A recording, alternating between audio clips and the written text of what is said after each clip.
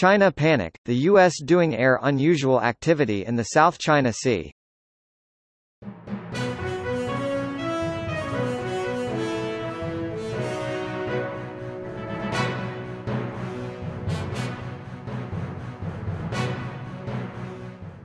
Around 60 U.S. warplanes conducted close-up reconnaissance flights near China last month, says report.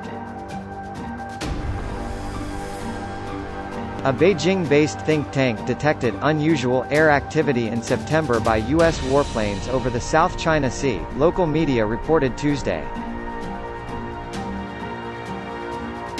According to a report quoted by the South China Morning Post Daily, around 60 U.S. warplanes conducted close-up reconnaissance flights near China last month.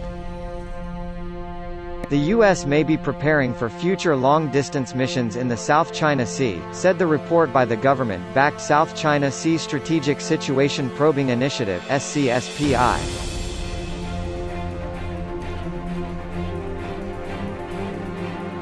The report noted an uptick in mid-air refueling activities last month, which it said could indicate that the U.S. was preparing for future long-distance attacks against targets in the South China Sea. It's unusual for the U.S. to dispatch fuel tankers from Guam, instead of from Kadena Air Base in Japan, because such operations are uneconomical and inefficient, the report argued. The U.S. military has a base in the western Pacific Island territory of Guam. China and the U.S. are engaged in a fierce contest over the South China Sea that Beijing has described as being of a Cold War mentality. Tensions worsened after Washington increased its engagements with Taiwan, which China claims a breakaway province. Of the 60 warplanes that were recorded flying over the region, the report said 41 flew over the disputed South China Sea, 6 over the East China Sea, and 13 over the Yellow Sea further north.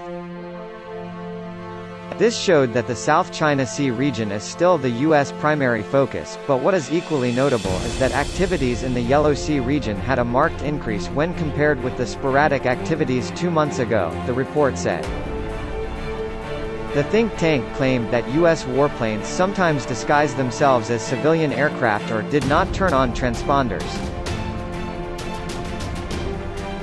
It claimed that a U.S. Air Force plane had changed its identification code as it flew over the Yellow Sea late in September.